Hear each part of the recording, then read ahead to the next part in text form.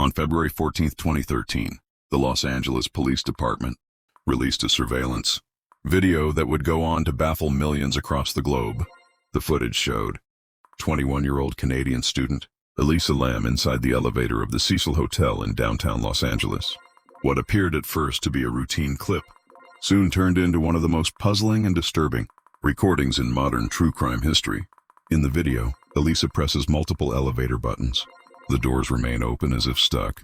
She steps in and out repeatedly, hiding in the corner, then cautiously peeking out into the hallway. At times, she makes unusual hand gestures, as though communicating with someone unseen. Then she exits completely. The elevator doors finally close, but Elisa never returns. The footage went viral. To many, it felt eerie and inexplicable. Was Elisa being followed? Was she hiding from someone? Or was she experiencing a mental health crisis? The questions piled up, but answers were nowhere in sight. This was just the beginning of a case that would puzzle experts, internet sleuths, and law enforcement alike. Elisa Lam was born on April 30th, 1991, in Vancouver, Canada, the daughter of Hong Kong immigrants. She grew up in a close-knit family and was known as bright, witty, and curious. Friends and family described her as friendly, thoughtful, and ambitious. Yet beneath her cheerful personality, Elisa faced deep struggles. She was diagnosed with bipolar disorder and depression. According to her family, she took prescribed medications and had previously sought treatment.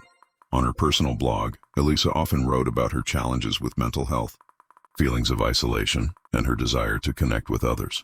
In January 2013, Elisa embarked on a solo trip to the United States. She traveled by train and bus along the West Coast, visiting cities like San Diego and Los Angeles. On January 26th, she checked into the historic Cecil Hotel. What began as an exciting adventure for self-discovery would end in tragedy, sparking one of the most infamous mysteries of the decade. The Cecil Hotel, where Elisa stayed, was no ordinary lodging. Built in 1927, it was once a grand hotel, but over time fell into decline as the surrounding neighborhood deteriorated. By the 1980s and 1990s, the Cecil became associated with crime, poverty, and death. Numerous suicides occurred there. Infamously, the hotel housed serial killers. Richard Ramirez, known as the Night Stalker, lived on the 14th floor during his killing spree in the mid-1980s. Austrian serial killer Jack Unterweger also stayed there in the 1990s. Because of its gruesome history, the Cecil became known as a hotspot for dark tourism. By the time Elisa checked in, it had partly rebranded as the Stay on Main Hostel to attract younger travelers, but its sinister reputation lingered. For some, the Cecil itself was a character in her story, a place where tragedy seemed inevitable. During her stay, Elisa was initially in a shared room, but was later moved to a private one after her roommates complained of odd behavior. On January 31st, 2013, she was last seen alive. She was scheduled to check out that day, but failed to contact her family. Concerned, they reported her missing. The LAPD began investigating. They searched the hotel with dogs and interviewed staff. Flyers with Elisa's face appeared across Los Angeles, yet there was no sign of her. Days passed. Then, on February 14th, the police released the now famous elevator video to the public. The footage spread rapidly online, sparking theories and obsession. Elisa's strange movements, the malfunctioning elevator, and her final disappearance gripped millions. Some insisted she was under threat. Others believed she was hallucinating. Theories multiplied, but Elisa herself was nowhere to be found. On February 19th, nearly 3 weeks after Elisa was last seen, hotel guests began complaining about low water pressure, strange tastes, and dark-colored water flowing from the taps. Maintenance staff went to the rooftop water tanks to investigate. What they found was horrifying. Inside one of the large, cylindrical tanks lay the decomposing body of Elisa Lam. She was naked, her clothes floating nearby. The discovery shocked the world. How could she have ended up there? The tanks were difficult to access. To reach them, Elisa would have had to enter a locked rooftop door or climb a fire escape. Each tank was nearly 10 feet tall with heavy lids. The idea that she could climb in by herself raised questions. Many argued it would have been nearly impossible without assistance. For the hotel, the discovery was catastrophic. Not only had a young woman lost her life, but guests had unknowingly been drinking and bathing in the contaminated water. The macabre nature of the case only deepened its infamy. The Los Angeles County coroner conducted an autopsy. Their report concluded that Elisa Lam died by accidental drowning, with her bipolar disorder listed as a significant factor. No evidence of physical trauma, sexual assault, or foul play was found. Toxicology results showed that Elisa had taken some of her prescribed medications, but not all. This suggested she may have been under-medicated at the time, possibly contributing to erratic behavior. While the official cause of death was accidental, many were unsatisfied. Skeptics questioned how Elisa could have reached the rooftop, entered the tank, and closed the lid, if indeed it was closed when she was found. Some employees said it had been open while others said closed. Inconsistencies in reports fueled suspicion. The lack of security footage showing Elisa on the rooftop added to the mystery.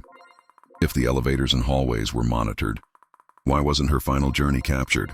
Elisa's case became one of the first modern mysteries to explode online. Internet sleuths on Reddit, YouTube, and blogs analyzed the elevator video frame by frame. Some slowed it down, searching for hidden figures. Others argued the video had been tampered with, noting strange time jumps. Speculation ran wild. Some insisted she was fleeing an attacker. Others believed hotel staff were involved in a cover-up.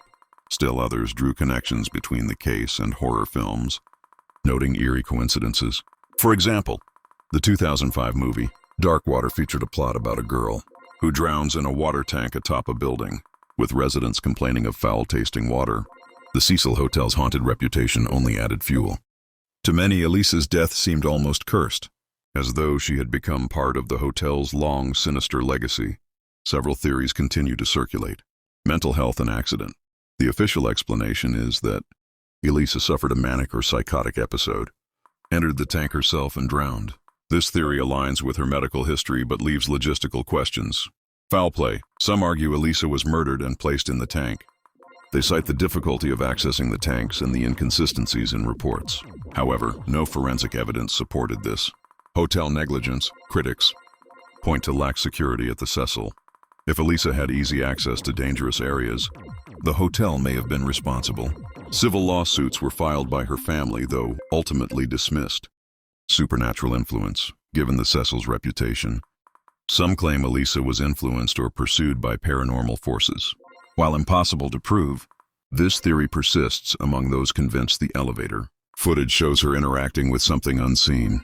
Coincidences and conspiracies others link her death to tuberculosis testing near the hotel at the time, noting the test was called Lam Elisa. Though purely coincidental, the name fueled conspiratorial theories. More than a decade later, the case of Elisa Lam remains unsolved in the public imagination. Officially, it was a tragic accident exacerbated by mental illness. Yet the unanswered questions, the elevator footage, the rooftop access, the condition of the water tank, keep speculation alive. For many, Elisa's story symbolizes the dangers of untreated mental health, the risks of inadequate hotel safety, and the power of the internet to amplify mystery. For others, it remains a chilling puzzle, a reminder that not all stories have neat endings. The Cecil Hotel closed in 2017, later rebranded, but its legacy remains tied to Elisa Lam. Her tragic disappearance and death continue to be studied, debated, and remembered, a haunting tale that refuses to fade.